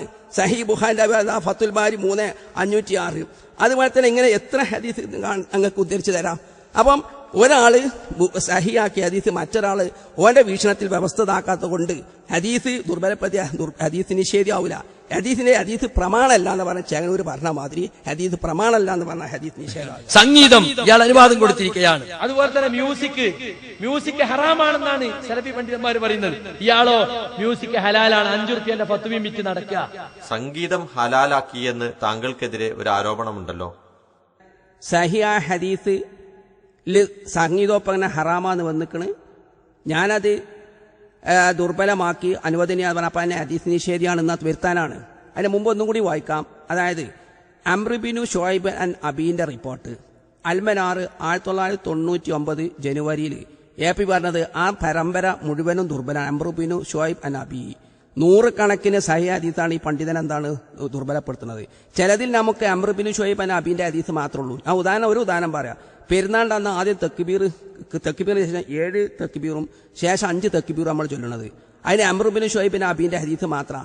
AP അബ്ദുൽ ഖാദിർ മൗലവി പറഞ്ഞ് ആ സനദ് തന്നെ പരമ്പര തന്നെ പോക്കാണ് എന്ന. അതുപോലെ അബ്ഗാദുൽ ഹലാൽ ഇലല്ലാഹി തലാഖ് അബൂദാവൂദ് ധരിച്ചതാ.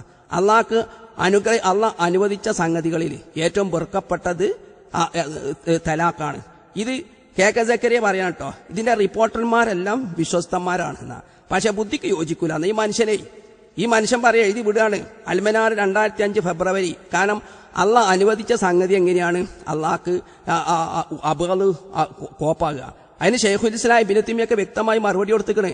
കാരണം പച്ചക്കുപ്പായകളില് മഞ്ഞക്കുപ്പായകളില് അല്ലെങ്കിൽ കാറ് വാങ്ങല് പുട്ട് തിന്നൽ ഇതുപോലെ അനുവദിച്ചത് എന്നല്ല, നിർബന്ധ അവസ്ഥയിൽ അനുവദിച്ചതാണ് ഏത് തലാഖ്. ഏതുപോലെ പന്നിമാംസം തിന്ന, വിഗ്രഹത്തിനർത്ഥം തിന്ന, ഒരാൾ വെട്ടിക്കൊല്ലുന്ന പറഞ്ഞ കുഫ്രിന്റെ മതതാക്കുക. പക്ഷെ അങ്ങനെ അനുവദിച്ചതാണ് തലാഖ്. എങ്കിലും ഇപ്പൊ നിർബന്ധാവസ്ഥയിൽ പന്നിമാംസം നിന്നുകൊണ്ട് സമൂഹത്തിലൊന്നും ഉണ്ടാകാനില്ലല്ലോ. ചിലപ്പം ഗുണമായിരിക്കും, അയാളെ കുടുംബവും ഒക്കെ രക്ഷപ്പെടുകയാണ്. ഒരാൾ വെട്ടിക്കൊല്ലുന്ന കാഫറാന്ന് പറഞ്ഞ്, അപ്പൊ അതുകൊണ്ട് സമൂഹത്തിൽ കുഴപ്പമുണ്ടാകുന്നില്ല. ഞാൻ മൊയ്യല്ലി എന്ന് പറഞ്ഞാലോ കുട്ടികളുണ്ടെങ്കിൽ ആ കുട്ടികൾക്ക് ബാധിക്കുകയാണ്, കുടുംബബന്ധം മുറിയാണ്. ഇങ്ങനെ ബുദ്ധിക്ക് യോജിക്കാത്ത പ്രശ്നമല്ല എന്നുള്ളത് ഇബ്നു തൈമിയ്യ പോലുള്ള പണ്ഡിതന്മാർ വ്യാഖ്യാനിച്ച്. എന്നിട്ട് KK സക്കരിയ പറയാം മൂപ്പർക്കുള്ള ബുദ്ധിക്ക് അത് യോജിച്ചില്ല. റിപ്പോർട്ടർമാരൊക്കെ സഹിയാണെന്ന ഒമാര് പറഞ്ഞ എന്താ ഈ ബുദ്ധിക്ക് എതിരാവാതിരിക്കൽക്ക് ദുർബല ഹദീസിന്റെ സ്വഭാവം എന്നല്ലേ. KK സക്കരിയ എന്താ റിപ്പോർട്ടർമാരൊക്കെ സഹിയാണ്, പക്ഷെ ബുദ്ധിക്ക് യോജിക്കണില്ല എന്ന. പിന്നെ റുദിയത്തിനെ കുറിച്ച് നബി പറഞ്ഞു ലിക്കുല്ലി ഷഹറത്തിൻ ഹസന, അതിന്റെ ഓരോ രോമത്തിനും പുണ്യമുണ്ട് എന്നാണ്. ഇത് നമ്മളൊക്കെ തന്നെ എല്ലാ അൽമനാലിലും എത്ര കോപ്പിയിലെഴുതിയിട്ടുണ്ടോ, പക്ഷെ അൽബാനിയാർ മൗദൂആണ് എന്നാ. ബറാത്തിരാവ്, അതുപോലെ ബറാത്തിരാവിന്റെ ഹദീസൊക്കെ നമ്മൾ ദുർബലാക്കിയ. അൽബാനി ബറാത്തിരാവിന്റെ ഹദീസ് സഹിഹാക്കാണ് ചെയ്തിട്ടുള്ളത്. ഇനി എത്രത്തോളം എന്നറിയോ, നബി പറഞ്ഞ് ഒരു ഹദീസ് നിങ്ങളിൽ നിന്ന് കേട്ടിട്ട് അത് നിങ്ങളെ ബുദ്ധിക്ക് എതിരാകുകയാണെങ്കിൽ അത് തട്ടണമെന്ന് നബി പറഞ്ഞതായിട്ട് ഹദീസ് ഉദ്ധരിക്കുന്നുണ്ട്. അൽബാനി അദ്ദേഹത്തിന് അഹാത്തുൽ സഹീൽ ഹദീസ് സഹിയാക്കുക. ശരിക്കും മനസ്സിലാക്കി പോണം കൂട്ടരെ. അതായത് മുഹമ്മദ് നബി പറഞ്ഞ ഒരു ഹദീസ് ഉദ്ധരിക്കുക, ഞാൻ എന്നിൽ നിന്ന് നിങ്ങളൊരു ഹദീസ് കേട്ട് ആ കേട്ട ഹദീസ് നിങ്ങളെ കൽബിന് ഹൃദയത്തിന് ബുദ്ധിക്ക് യോജിക്കണില്ലെങ്കിൽ ഞാനത് പറഞ്ഞിട്ടില്ല എന്നാണ് ഹദീസ് മുഹമ്മദ് നബിന്ന് ഉദ്ധരിക്കുന്നത്. മുഹമ്മദ് നബി എന്നെ പറഞ്ഞത് ബുദ്ധിക്ക് ആ ഹദീസ് അൽബാനി സഹിയാക്കുക. എന്നാൽ ഞാൻ എന്റെ ഹദീസ് ദുർവ്യാഖ്യാനം ദുർബലത എന്നുള്ള വിഷയത്തിൽ എന്താണ് ഹദീസിനെ ദുർബലപ്പെടുത്താച്ചുള്ളത്. അപ്പൊ സംഗീതോപകരണം എന്നാണ് ആ വിഷയം. അതായത് അതിൽ നമ്മുടെ മുജാഹിദിന്റെ വീക്ഷണങ്ങൾ പറയണമെങ്കിൽ നമ്മളെ എല്ലാ സമ്മേളനങ്ങളിലും സംഗീതോപകരണം വെക്കാത്തതുണ്ടായിനോ എന്ന് മുതലേ ഇത് ഇവർക്ക് അർഹമാണ് കിട്ടിയതാക്കിയത്. അതുപോലെ തന്നെ ഞാൻ എത്രയോ മുമ്പ് സംഗീതോപകരണം നബിചര്യയിൽ സംഗീതവും സംഗീതോപ്പം നബിചര്യയിൽ നിന്നിട്ട് ലഘുലേഖ ഇറക്കിയിട്ടുണ്ട്. 5 രൂപയുള്ളൂ. 100ഓളം ഹദീസ് ഞാൻ അതിൽ ഉദ്ധരിച്ചിട്ടുണ്ട്. ഹറാമാളെ പതിയുടെ ന്യൂനതകൾ ഞാൻ വിവരിച്ചിട്ടുണ്ട്. ഇന്ന് വരെ അതിന് ഒരു മറുപടി എഴുതിയോ? ഈ വിഷയത്തിൽ എനിക്ക് പറയാനുള്ള ഇവന്മാരെ കൊണ്ട് എന്ത് ചെയ്യാൻ നിങ്ങളിലുണ്ടോ? ഞാൻ എത്രയോ കൊല്ലം മുമ്പ് എഴുതിയ അയ്യൂബ് പ്രസിദ്ധീകരിച്ച സംഗീതവും സംഗീതവും നബിചര്യയിൽ അതിൽ ഉദ്ധരിച്ച ആ ഗ്രന്ഥത്തിൽ നിങ്ങൾ അതുപോലെ ലഘുലേഖ 5 രൂപ കൊടുത്താൽ നിങ്ങൾക്ക് അയ്യൂബി ഉസ്താദിന് കിട്ടും.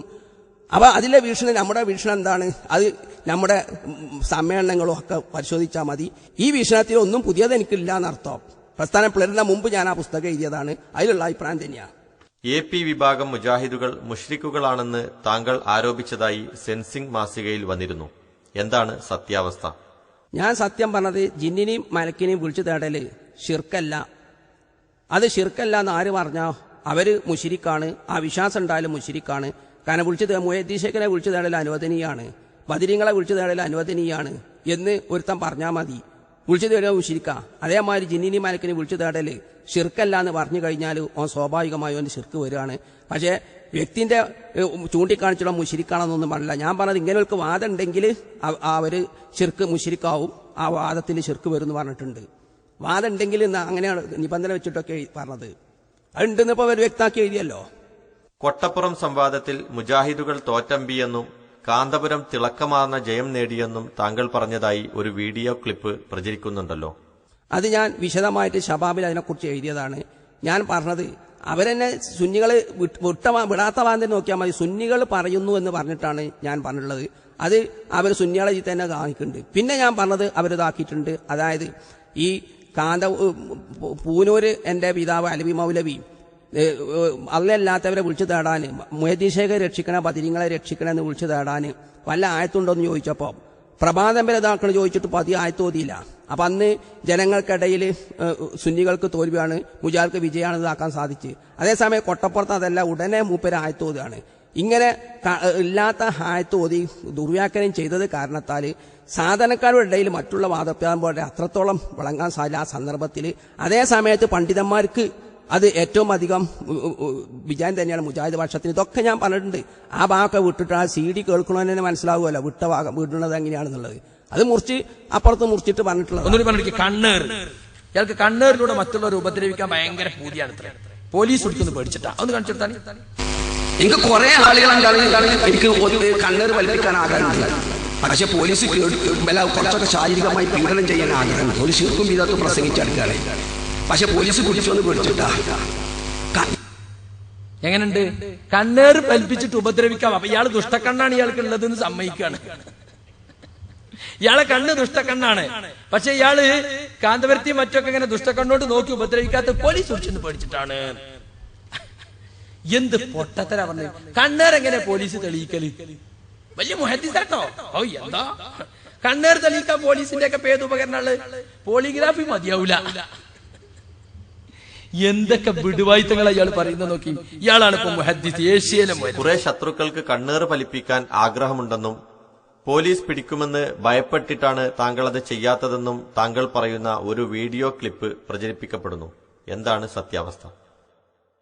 എന്താ സ്നേഹിതന്മാരെ ഞാൻ പറഞ്ഞതെന്നറിയോ? അതായത് ഞാൻ പറഞ്ഞത് സിഹിർ പലിക്കുമെങ്കിൽ, അല്ലെ ഇന്നവന്റെ കണ്ണേറ് പലിക്കുമെങ്കിൽ നമുക്ക് അവരെ അത്തരക്കാരെ വാടകെടുക്കാം.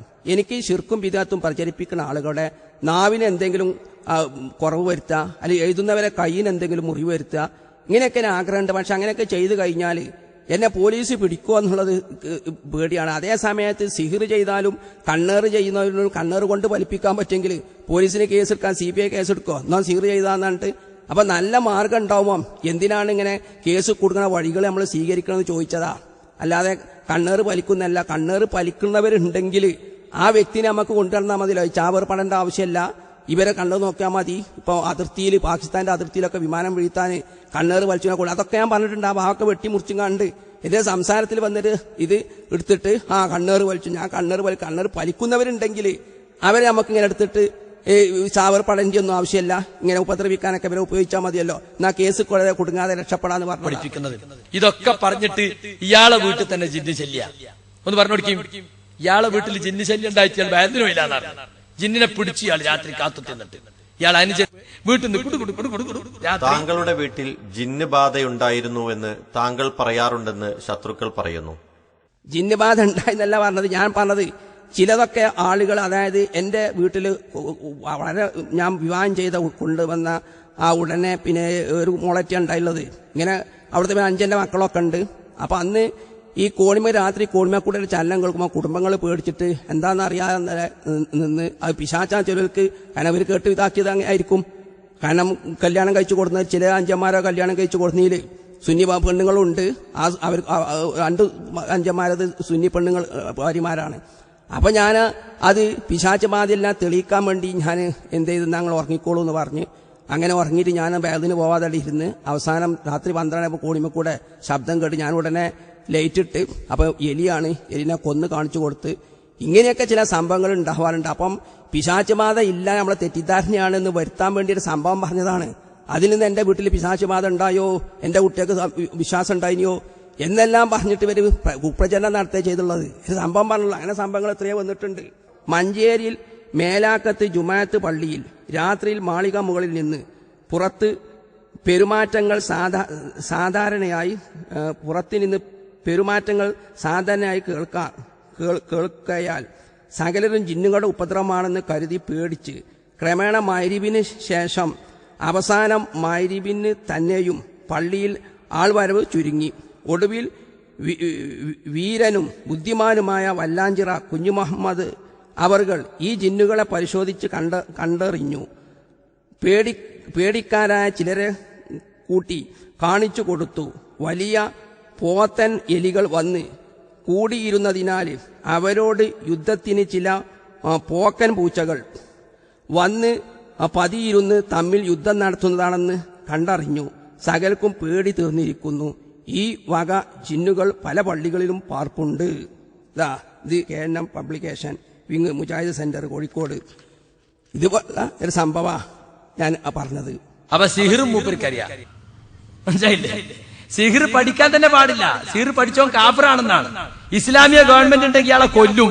സിഹിർ പഠിച്ചു എന്ന് പറഞ്ഞിടന്ന എന്നിട്ട് അയാൾ അഭിമാനത്തോടെ പറയാ, എനിക്കും അറിയാ, ഞാനും പഠിച്ചു, ഞാൻ പഠിച്ചിട്ടുണ്ടെന്ന് പറഞ്ഞതായി ശത്രുക്കൾ പ്രചരിപ്പിക്കുന്നു. അത് നിഷിദ്ധമല്ലേ? ഞാൻ പറഞ്ഞത് എന്താണെന്നറിയാം, നിങ്ങള് സിഹിറിന്റെ ഗ്രന്ഥങ്ങൾ വായിച്ചിട്ട് തെൽസമാത്തിന്റെ അസ്മാനി ഗ്രന്ഥങ്ങൾ അലിയക്കർ മൂലകനെ വായിച്ചിട്ടുണ്ട്. അതിന്റെ തട്ടിപ്പും മറ്റൊക്കെ എനിക്കറിയാം. ഇത് ഞാൻ പറഞ്ഞിട്ടുള്ളൂ. ചതിയാണ്, കിതാബുകൾ വായിച്ചാലില്ലേ? ഈ പറഞ്ഞത് അബ്ദുസ്സലാം സ്വല്ലമി സ്വന്തം എഴുതിയതാണ്. അത് ഞാൻ ഇന്നലെ പറഞ്ഞല്ലോ. 86 ഫെബ്രുവരിയിൽ KP മുഹമ്മദ് മൗലവിക്ക് കുറ്റിപ്പുറം സമ്മേളനവുമായി ബന്ധപ്പെട്ട ചില തിരക്കുണ്ടായപ്പോ അതേ അബ്ദുസ്സലാം എഴുതി കുറച്ച് മറുപടി എഴുതണം എന്ന് പറഞ്ഞപ്പോ ഇയാൾ ആ ജിന്നുബാധ അന്ധവിശ്വാസമാണെന്ന് ഫത്വ നൽകിയ 1986 ഫെബ്രുവരി മാസത്തെ അൽമനാർ മാസികയിൽ താങ്കളാണ് അക്കാര്യം കടത്തിക്കൂട്ടിയതെന്ന് ആരോപണമുണ്ടല്ലോ. കുറ്റിപ്പുറം സമ്മേളനത്തിന്റെ തിരക്കിൽ കുറച്ചുകാലം KP അൽമനാർ ചോദ്യോത്തരത്തിന്റെ ചുമതല താങ്കളെ ഏൽപ്പിച്ചെന്നും ആ അവസരം താങ്കൾ ദുരുപയോഗം ചെയ്തതാണെന്നും പറയപ്പെടുന്നു. എന്താണ് സത്യാവസ്ഥ? എങ്കിൽ ഞാൻ ചോദിക്കട്ടെ. അപ്പൊ ഞാൻ ഹദീത്ത് നിഷേധിയാണ്, ഞാനോ ഇജ്റ ഹജർ എന്നുള്ള വ്യത്യാസം വരെ അറിയില്ലെങ്കിലൊക്കെ അൽമനാറിന്റെ ചോദ്യോത്തരം വരെ KP എന്നെ ഏൽപ്പിക്കോ? ഇതുവരെ പറഞ്ഞതൊക്കെ നിങ്ങൾ കുളം കലക്കിയില്ലേ? കാരണം ഞാൻ നിങ്ങളെന്നെ KP വരെ എന്നെ ബഹുമാനിച്ചിട്ട് എന്നെ ആ സ്ഥാനത്ത് നിർത്തുക. അപ്പൊ നിങ്ങൾ പറഞ്ഞ ഞാൻ ഹദീത്ത് നിഷേധിയാണ്, എനിക്കൊന്നും അറിയില്ല, എന്തേ പുതിയതൊന്നും നിങ്ങൾക്ക് പറയാനുമില്ല, പിളർപ്പിന് ശേഷം ഉണ്ടായിട്ടുള്ളതൊന്നും പറയാനുമില്ല. അപ്പൊ അത് ഞാൻ കടത്തിക്കൂട്ടിയതാണെങ്കിൽ ഞാൻ ചോദിക്കുന്നത്, അതിന് ശേഷം പിന്നെ അതിനെ തിരുത്തുകൾ കൊടുത്തോ കൂട്ടരെ? എന്തുകൊണ്ട് അൽമനാർ തിരുത്തു കൊടുത്തില്ല? ഞാൻ ദുരുപയോഗപ്പെടുത്തിയതാണെങ്കിൽ അത് KP വരൊക്കെ വായിച്ചില്ല. KP എന്ന് പറഞ്ഞാൽ നിങ്ങൾ മനസ്സിലാക്കണമായില്ല, KP ഷബാബിലെ ലേഖനങ്ങൾ മുഴുവനും വായിക്കാറുണ്ട്. ഷബാബ് വരുന്ന ലേഖനങ്ങൾ വരെ മുഴുവൻ കുട്ടി എഴുതിയ വരെ KP മുഹമ്മദ് മൗലവി ഷബാബിലെ ലേഖനങ്ങൾ മുഴുവൻ വായിക്കല. അതുപോലെ എന്റെ ലേഖനങ്ങൾ KP പ്രത്യേകം വായിക്കാറുണ്ട്. എന്നിട്ട് എന്നോട് തിരുത്താൻ ചിലത് തിരുത്തേണ്ടതുണ്ടെങ്കിൽ അല്ലെങ്കിൽ ശൈലി വരെ തിരുത്താൻ ഞാൻ ഒരിക്കൽ നബവി ഹദീസ് ദുർവ്യാഖ്യാനം ചെയ്ത് എന്ന് പറഞ്ഞപ്പം KP അത് എന്നോട് പറഞ്ഞു, നബവിനെ അങ്ങനെ ദുർവ്യാഖ്യാനം ചെയ്തെന്ന് സലാമയെ പറയേണ്ടില്ലായിരുന്നു എന്ന് പറഞ്ഞ ഇതാവുണ്ട്. അപ്പൊ KP സെക്രട്ടറി ആണെങ്കിലും ഷബാബിലെ ലേഖനം മുഴുവൻ വായിക്കുക, എല്ലാവരും ലേഖനം വായിക്കാറുണ്ട്. എന്നിട്ട് KP എന്തേ അത് എന്നോട് തിരുത്താൻ വേണ്ടി പറയാൻ KP എന്തേ തിരുത്തു കൊടുക്കാതിരുന്നത്? എന്നെ KP അൽമനാറിലെ ചോദ്യോത്തരം ഏൽപ്പിക്കാൻ കുറ്റിപ്പുറം സമ്മേളനത്തിന്റെ തിരക്ക് കൊണ്ടാണ് എന്നാണ് ഈ KK സക്കരിയ പ്രസംഗിക്കുന്നത്. അതായത് കുറ്റിപ്പുറം സമ്മേളനം നടക്കുന്നത് എത്രയോ മുമ്പ്, കൊല്ലം 1986 ആ ലേഖനം വരുന്നത്. ഇവർ പരസ്പരം ശുദ്ധ കളവ് പറയുന്നതിന് നിങ്ങൾക്ക് ഇതൊക്കെ തെളിവോരോ സാധാരണക്കാര്യങ്ങൾ. ഖുറാനും ഹദീസും നിങ്ങൾക്ക് തിരിയില്ല, അത് നിങ്ങൾ തിരിയില്ലാന്ന് വെക്കി. എങ്കിലും ഇങ്ങനെ സംഭവം എന്നെ KP ആ ചോദ്യത്തിൽ ഏൽപ്പിച്ചത് കുറ്റിപ്പുറം സമ്മേളനത്തിന്റെ തിരക്കിലായതുകൊണ്ടാണെന്നുള്ള എഴുതി വിട്ട മനുഷ്യനല്ലേ? ആ ലേഖനം എന്നുള്ളതാ കുറ്റിപ്പുറം സമ്മേളനം. നിങ്ങൾ താരതമ്യ പഠനം നോക്കി ഈ മൗലവിമാരെയൊക്കെ വിശ്വസിക്കാൻ പറ്റോ? എന്നിട്ട് ഈ പ്രസംഗം കേട്ടില്ല നിങ്ങൾ മതകാര്യത്തിൽ വരെ വിശ്വസിക്കുന്നത്? പക്ഷെ വായിച്ച പലതും മനസ്സിലാവരും. അങ്ങനെ ഒരു കുഴപ്പമുണ്ട്. ബുഖാരിയിലെ ഹദീസിന് ഇയാൾ അർത്ഥം കൊടുത്ത കേട്ടോളിയും,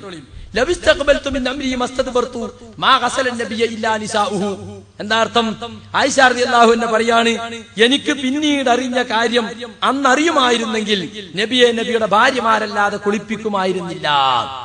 അതാണ് ഇതിന്റെ അർത്ഥം. പക്ഷെ ഇയാൾ അർത്ഥം കൊടുത്ത എന്താ അറിയോ? ഞാനൊരു കാര്യത്തിലേക്ക് മുതിർന്നാൽ ഞാൻ പിന്തിരിയുകയില്ല. അർത്ഥം നബിയെ അദ്ദേഹത്തിന്റെ ഭാര്യമാരല്ലാതെ കുളിപ്പിച്ചിട്ടില്ല. ഇയാളെ മയ്യത്ത് സംസ്കരണ മുറകൾ എന്ന പുസ്തകത്തിലുള്ളതാണ്. നബി സല്ലല്ലാഹു അലൈഹി വസല്ലമയെ മയ്യത്ത് കുളിപ്പിച്ചത് ഭാര്യമാരാണെന്ന് എഴുതിയത് താങ്കൾക്ക് ആ ഹദീസിന്റെ അർത്ഥം തിരിയാത്തത് കൊണ്ടാണെന്ന് ചിലർ പറയുന്നു. അതായത് എന്നെ കർശനമായി ജബ്ബാർ മൗലവിയും മറ്റും കഴിഞ്ഞ ഇസ്ലാമിൽ വരെ വിമർശിച്ച വിഷയമാണ്. എന്റെ ഒരു പുസ്തകത്തിൽ ഞാൻ നബിന്റെ മയ്യത്ത് കുളിപ്പിച്ചത് നബിന്റെ ഭാര്യമാരാന്ന് എഴുതി. അത് ഒരു ഹദീസിനെ കുറിച്ച് എനിക്ക് അർത്ഥം അറിയാത്തത് കൊണ്ടാണെന്ന. അതേ സമയത്ത് അവരെന്നെ എഴുതിക്കണം, അവർ പറഞ്ഞ അർത്ഥം തന്നെയാണ് അനുഷ്ഠാന മുറകളിൽ എഴുതിയതെന്ന് പറയുന്നുണ്ട്. ഞാൻ എഴുതിയത് ഒന്നാമത്തെ കാരണം നബിനെ മയ്യത്ത് കുളിപ്പിച്ചത് ആരാന്നുള്ളത് ഒന്ന് വൈരുന്ന അലി അള്ളാഹു എന്ന് പറയുന്നുണ്ട്, ഫളില എന്ന് പറയുന്നുണ്ട്. പക്ഷെ ആ ഹദീസൊക്കെ മുൻകത്തിയ പരമ്പര മുറിച്ചതാ. ആരാന്നുള്ള സഹിഹ് ഹദീസ് വന്നിട്ടില്ല. പിന്നെ ആയിഷാ ബീബിയിൽ നിന്ന് ബൈഹയ്ക്ക് ഉദ്ധരിക്കുന്ന ഹദീസ് ഉണ്ട്. അവിടെ സമീഅത്തു തന്നെ ആയിഷാ ബീബി പറഞ്ഞു. ആയിഷാ ബീബി തന്നെയാ പറയുന്നത്, സമീഅത്തു റസൂലുള്ളാഹി, അള്ളാഹിന്റെ ദൂതൻ പറയാൻ കേട്ട്, റഹിമല്ലാഹു ഇമ്രാൻ, ഒരു മനുഷ്യനല്ല വലിയ അനുഗ്രഹം ചെയ്ത്, വസലത്തു ഹിംറത്തു, എന്റെ ഭാര്യ മയ്യത്ത് കുളിപ്പിച്ചാൽ എന്നിട്ട് ആയിഷാബി പറയും ഈ ഹദീസ് അബൂബക്കർ അള്ളാഹു നബിയിൽ നിന്ന് കേട്ടിരുന്നു, അതുകൊണ്ടാണ് അബൂബക്കർ മരിക്കുന്ന സമയത്ത് ഭാര്യ അസ്മാ ബിന്തു ഉബൈസിനോട് മയ്യത്ത് കുളിപ്പിക്കാൻ വേണ്ടി പറഞ്ഞത്. ഈ ഹദീസ് ബൈഹഖി ഉദ്ധരിച്ചതാണ്. ഈ ഹദീസിന്റെ അടിസ്ഥാനത്തിലാണ് പിന്നെ ആരാ കുളിപ്പിച്ചതെന്ന് അങ്ങനെ ഒരു അഭിപ്രായം ഞാൻ എഴുതിയത്. ഞാൻ അതൊന്നും ഇപ്പൊ ഞാൻ പറഞ്ഞല്ലോ, അതൊന്നും അല്ലല്ലോ ഇപ്പൊ നമ്മളെ പ്രസ്ഥാനത്തിനുണ്ടായ പിളർപ്പിന്റെ ഇത് ഒന്നും പിളർപ്പിന്റെ വിഷയമായിട്ട് ഇവരെ ഉദ്ധരിച്ചിട്ടുമില്ല. അലവി മൗലവിയും അമാനി മൗലവിയും പറഞ്ഞ ഇസ്ലാഹി പ്രസ്ഥാനത്തിലാണ് ഞങ്ങളുള്ളത്. അതാണ് അഹ്ലുസുന്നത്തിന്റെ നിലപാട്. കേരള നവോത്ഥാന ചരിത്രത്തിലെ അത്യുജ്വല അധ്യായം രചിച്ച ഒരു മഹാപണ്ഡിതന്റെ മകനെന്ന നിലക്ക് പിതാവിന്റെയും അദ്ദേഹത്തിന്റെ സമകാലികരായിരുന്ന മറ്റു ഇസ്ലാഹി പണ്ഡിതന്മാരുടെയും ആദർശം നേരിട്ട് മനസ്സിലാക്കിയ ഒരാളാണല്ലോ താങ്കൾ. അന്നത്തെ ആദർശത്തിൽ നിന്നും നിങ്ങൾ വല്ല മാറ്റവും വരുത്തിയിട്ടുണ്ടോ? ഒതായില് ഒരു വയല് സംഘടിപ്പിച്ച് ആ വയലിന്റെ അവസരത്തിൽ അബ്ദുറഹ്മാൻ സലഫി കയ്യെഴുത്തിലൊരു നോട്ടീസ് ഫോട്ടോസ്റ്റാറ്റ് പ്രസിദ്ധീകരിച്ച് അതിലെ 2 നമ്പറുകൾ 8ാം നമ്പറാണെന്നും 8ാം നമ്പറാണ്. ആ കത്ത് എന്റെ കയ്യിലുണ്ട്, ഞാൻ കൊണ്ടുവന്നിരുന്ന് എടുക്കാനൊന്നും സമയമില്ലാത്തതുകൊണ്ട് ഞാനത് എടുത്ത് വായിക്കണില്ല. ആർക്കെങ്കിലും സംശയം ഉണ്ടെങ്കിൽ എന്റെ നേരിട്ട് തന്നെ എന്റെ വീട്ടിൽ വരാൻ ഞാൻ കാണിച്ചു തരാം. അതിൽ അദ്ദേഹം പറഞ്ഞത് 2 നമ്പറുകൾ അദ്ദേഹം പറയണത്, നിങ്ങൾ മുമ്പ് പറഞ്ഞോട് തന്നെ നിൽക്കണം, മുമ്പ് നിങ്ങൾ എഴുതുകയും പറയുകയും ചെയ്തോട് തന്നെ നിൽക്കണം എന്നാ പറയുന്നത്, മാറരുത് എന്നാ പറയുന്നത്. പിന്നീട് മറ്റൊരു വിഷയത്തിലും അബ്ദുറഹ്മാൻ സലഫിയോട് പറയുന്നത്, നിങ്ങൾ മുമ്പ് എഴുതുകയും പ്രസംഗിച്ചോടത്തും നിങ്ങൾ നിൽക്കണം, മാറ്റരുത് എന്നാണ് പറയുന്നത്. ആ മുമ്പത്തെ അഭിപ്രായത്തിൽ തന്നെ നിൽക്കണം എന്നുള്ള പറഞ്ഞത്. അപ്പൊ ഞാനിവിടെ പറഞ്ഞുകൊണ്ട് വിശദീകരിച്ച് കൊണ്ടുവന്നത്, ഞാൻ മുമ്പ് പറഞ്ഞ അഭിപ്രായങ്ങൾ എടുത്തിട്ടാണ് ഇവരെന്നെ വിമർശിക്കുന്നത്. മുമ്പ് ഞാൻ പറഞ്ഞത് പുതിയതായിട്ട് എന്താ ഞാൻ പറഞ്ഞിട്ടുള്ളത്? ഒന്നുമില്ല. ഞാൻ മുമ്പ് പറഞ്ഞത് അവിടെ നിൽക്കണം എന്നാണ് സലഫി എന്നോട് പറഞ്ഞത്. ഇപ്പം മുമ്പ് പറഞ്ഞത് എടുത്തിട്ടാപ്പന്മാര് വിമർശിക്കണം. അതങ്ങൾ മനസ്സിലാക്കേണ്ടത്. എന്നോട് അദ്ദേഹം നിർദ്ദേശിച്ചതാവുന്നു. ബഹലിന്റെ മുമ്പ് ഇയാൾ ഇറക്കിയ നോട്ടീസിൽ വിതരണം ചെയ്ത നോട്ടീസിൽ പറഞ്ഞത്, നിങ്ങൾ മുമ്പ് അന്ന് പറഞ്ഞോടത്തന്നെ അന്ന് പറഞ്ഞതാണ് ശരി, മുമ്പ് പറഞ്ഞതാണ് ശരി, അവിടെ തന്നെ നിൽക്കണം എല്ലാ വിഷയത്തിലും എന്നാണ് ഇദ്ദേഹം എന്നെ ഉപദേശിച്ച് കത്ത് നോട്ടീസ് ഇറക്കിയിട്ടുള്ളത്. മുമ്പ് പറഞ്ഞത് മാത്രമാണ് ഞാൻ പറഞ്ഞിട്ടുള്ളൂ. പുതിയതായിട്ട് പിളർപ്പിന്റെ ഇത് വിളിച്ചിട്ട് ഞാൻ ഒന്നും പറഞ്ഞിട്ടില്ല. അത് ഉണ്ടെങ്കിൽ കാണിച്ചില്ല. അതാണ് നിങ്ങൾ കൊണ്ടുവരേണ്ടത്. നമ്മൾ തർക്കതാണ് പിളർപ്പിന്റെ ആനുകൂല്യത്തിൽ. ഈ പിളർത്തുന്നവന്റെ ആനുകൂല്യത്തിൽ ഞാൻ എന്താണ് അവരെ ഇനി പുറത്താക്കില്ല എന്നുള്ളത് ശക്തി എനിക്കുണ്ടായത് കൊണ്ട് ഞാൻ എന്ത് പറഞ്ഞു എന്നുള്ളത് നിങ്ങൾ ആ വിഷയം ചർച്ച ചെയ്യുക. പിന്നെ അതിലുപരി നിങ്ങൾ ചർച്ച ചെയ്യുക. നിങ്ങൾ തയ്യാറാകേണ്ട വിഷയം, നിങ്ങൾ ISM-നെ പിരിച്ചിടാനും മുജാഹിദ് പ്രസ്ഥാനത്തെ പുലർത്താനും നിങ്ങൾ നിങ്ങളെ പ്രബന്ധത്തിലും മറ്റും ഉന്നയിച്ച ആ വിഷയങ്ങളാണ് നിങ്ങൾ ജനങ്ങളെ പഠിപ്പിക്കേണ്ടത്. അത് പറഞ്ഞിട്ട് ഇതാണ് പിളർപ്പുള്ള കാരണം, അത് നമ്മൾ ഉന്നയിച്ചതാണ്, അതിൽ ഖുർആന്റെ ഹദീസിന് പിമ്പലം എന്നതാണ്, അങ്ങനെ നിങ്ങൾ ചർച്ച ചെയ്യാൻ വേണ്ടിയുള്ളത് എന്നർത്ഥം. അലവി മൗലവിന്റെ ഒക്കെ ആദർശത്തിലൊരു മാറ്റം ഞാൻ വരുത്തിയിട്ടില്ല. ഏത് വിഷയത്തിലാണ് മാറ്റം വരുത്തിയതെങ്കിൽ ഇവന്മാർ പറയുന്നട്ടെ. ഉപ്പ സിഹർ വലിച്ചു എന്ന് പറഞ്ഞിട്ടുണ്ടോ? ഉപ്പ നഖശികാന്ത് എതിർക്കല. ബുഖാരിന്റെ വീക്ഷണത്തിൽ ഉപ്പാന്റെ അതേ വീക്ഷണം തന്നെയാണ് എനിക്കുള്ളത്. ഏതിലാണ് ഉപ്പ പറഞ്ഞതിനെതിരെ ഞാൻ പറഞ്ഞുള്ളത്? ഇവർ പറഞ്ഞത് സിഹിർ വലിച്ചു എന്ന് അലവി മൗലവി എഴുതിയിട്ടുണ്ടെന്നാ. ശുദ്ധ കളവാ. കാരണം എന്റെ പെങ്ങളാ ജമീല ടീച്ചറോട് ചോദിച്ചു നോക്ക്. അപ്പ മരിച്ചതിന് വരെ സിഹിറിനെ സംബന്ധിച്ച് എന്തായിരുന്നു ഉപ്പാന്റെ അഭിപ്രായം എന്നുള്ളത്? ഒരു വിഷയത്തിലും ഞാൻ പൂർവിക മുജാഹിദ് പ്രസ്ഥാനം പിന്തുടർന്നു വന്ന ആശയാദർശത്തിൽ നിന്ന് ഒരിക്കലും ഞാൻ വ്യതിചലിച്ചിട്ടില്ല. എന്റെ പിതാവിൽ ഞങ്ങനെ പറഞ്ഞു കഴിഞ്ഞ് തന്നെ ഞാൻ പറഞ്ഞെന്ന് വെക്കുക. എന്നാ തെളിവിന്റെ അടിസ്ഥാനത്തിൽ ഞാൻ മുജാഹിദ് പ്രസ്ഥാനം ആരും തഖ്ലീദ് ചെയ്യാറില്ലല്ലോ. അങ്ങനെ പറഞ്ഞിട്ടില്ല. അവരൊക്കെ മൗലിക വിഷയത്തിൽ അവിടെയൊക്കെ അഭിപ്രായത്തിൽ എനിക്കുള്ളത്. ചില ഫിഖിയായ ചില വിഷയത്തിൽ ചിലപ്പോൾ എന്താണ് അഭിപ്രായ വ്യത്യാസം ഉണ്ടായിട്ടുണ്ടാവും. പുതു തലമുറയോട് എന്താണ് പറയാനുള്ളത്? പുതിയ തലമുറയോട് എനിക്ക് പറയാനുള്ളത്, ആദ്യമായിട്ട് നിങ്ങൾ മുജാഹിദ് പ്രസ്ഥാനം പിളരാനുള്ള കാരണങ്ങൾ നിങ്ങൾ പഠിക്കുക. അതുപോലെ തന്നെ ISM-നെ പിരിച്ചുവിട്ടിട്ടാണ് ഈ പ്രസ്ഥാനത്തെ പുലർത്തിയത്.